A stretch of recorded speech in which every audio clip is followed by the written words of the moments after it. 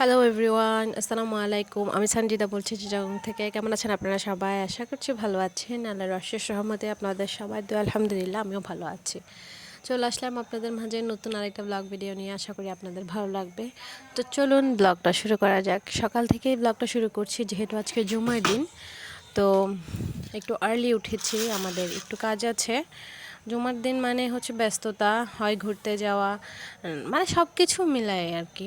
বড় ছেলে মাদ্রাসায় থাকলে বড় ছেলেকে দেখতে যেতে হয়, আর যদি বড় ছেলে বাসায় থাকে তাহলে অন্য কোনো কাজ থাকে, না হলে কোথাও ঘুরতে যাওয়ার প্রোগ্রাম হয়, এইগুলো আর কি। এই যে আমি আমার ছেলেরা মিলে বেরিয়ে পড়লাম, আমার বাবার বাড়ি যাব। বাবার বাড়ি থেকে কিছুক্ষণ থাকার পর আসার সময় ওদেরকে চুল কাটাবো। আর যেহেতু ছোট ছেলের চুল খুবই বড় হয়েছে আর বড় ছেলের চুলও একটু এলোমেলো, ওর চুল তেমন একটা বড় হয়নি কিন্তু একটু এলোমেলো আছে, তো চাচ্ছিলাম ওগুলো যেন একটু এক সাইজের মধ্যে আসে। তো বড় ছেলেকে বসিয়ে দিলাম সবার আগে চুল কাটার জন্য, আর ছোট ছেলের চুল কাটতে চাইছিলাম না, কিন্তু আসলে কি বলবো, বদনজর খুবই খারাপ জিনিস। আমার ছেলের আসলে এতটাই নজর লেগে গেছে, ওর গায়ে ফোস্কা পড়ে গেছে, মাথায়, হাতে, পায়ে। তো বাধ্য হয়ে আসলে ওর চুলগুলো আমার ফেলতে হয়েছে। আমি আসলে অনেক আপসেট হয়ে গিয়েছিলাম যখন ওর চুলগুলো ফেলতেছিলাম, কিন্তু আসলে কিছুই করার ছিল না। চেয়েছিলাম যে একটু ছোট করে, একটু মানে ভালো করে একটু রাখবো, যেদিকে মানে ফোড়াটা উঠেছে বা বিচি যাই বলেন না কেন উঠেছে, ওইদিকে হচ্ছে অন্যরকম মানে একটু ছোট করব, বাকিগুলোতে মানে মোটামুটি সুন্দর একটা কাট করব। তো দেখলাম যে না, কোনোভাবে হচ্ছিল না, ছিল কান্নাকাটি করতেছিল, তো তাই একদম পুরো ফেলে দেওয়া হয়েছে। দেখেন ওর একদম মানে কি বলবো, আমার ছেলেকে দেখতে তো বেশি লাগতেছেই, স্বাভাবিক। চুল হচ্ছে মানুষের সৌন্দর্য, তো আমার ছেলের সৌন্দর্য তো নষ্ট হয়েছে, বরঞ্চ আমার ছেলে আরও কষ্ট পাচ্ছে কারণ ফোড়াগুলো ওঠার কারণে। মানে আসলে আমার খুব কষ্ট লাগতেছে, হয়তো আপনারা বুঝবেন না, কারণ আসলে বোঝার কথাও না, যার যার সন্তান সে বুঝে ভালোই।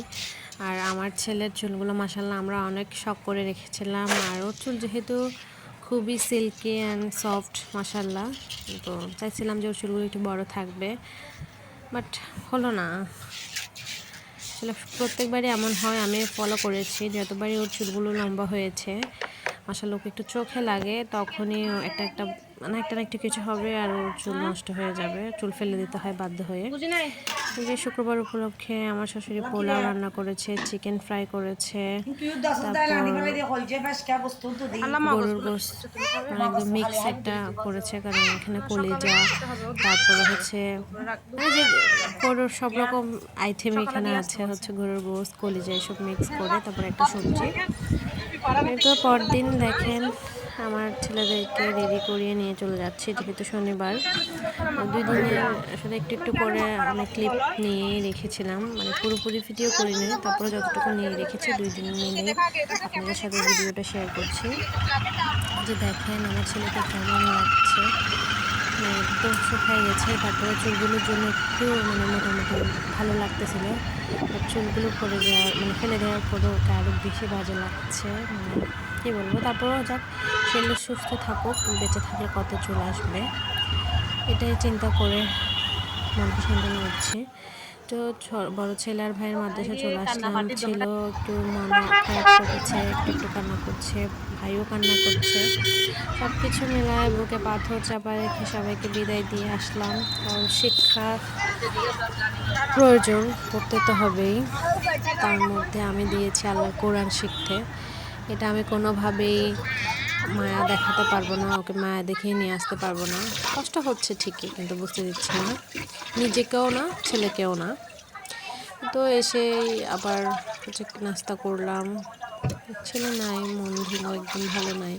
কথা যে সন্তান যখন চোখের পানি পড়ে তখন মা বাবার মনটা অন্যরকম অস্থির হয়ে যায়, বা যাদের সন্তান আছেন তারাই ভালো জানেন। তারপর ভাত বসিয়ে দিলাম, কারণ আপনারা সবাই জানেন যে আমি সবসময় ভাতটা আগেই রান্না করি, যারা আমার ডেইলি ভিডিওগুলো দেখেন। তো প্রতিদিনের ন্যায় আজকেও আমি ভাতটা বসিয়ে দিলাম, বসিয়ে বিড়ালদের জন্য অফ ক্যামেরায় মুরগিটাই কেটে নেব। এর মধ্যে ভাতও হয়ে গিয়েছে, তো আমি ভাতটা একটু মার ছেঁকে নিয়েছি, ভাতটা ভাপে বসিয়ে বিড়ালদের জন্য খাবারও সিদ্ধ করে নেব। এটাতে একদম আর গোস্তে আর আটতেছিল না, গোস্ত বলেন বা মাংস বলেন, তো আটতেছিল না। তো আমি ভাবলাম যে না, এটাতে আর হচ্ছে মানে গাজর বা কদু দিব, মিষ্টি কদু, এই দুইটা জিনিসই ওদেরকে খাওয়াই বেশি, মাঝে মাঝে আলুও দিই। তো অন্য একটা আলাদা একটা পাত্রে এটা সেদ্ধ করব, করে তারপর খেতে দেব।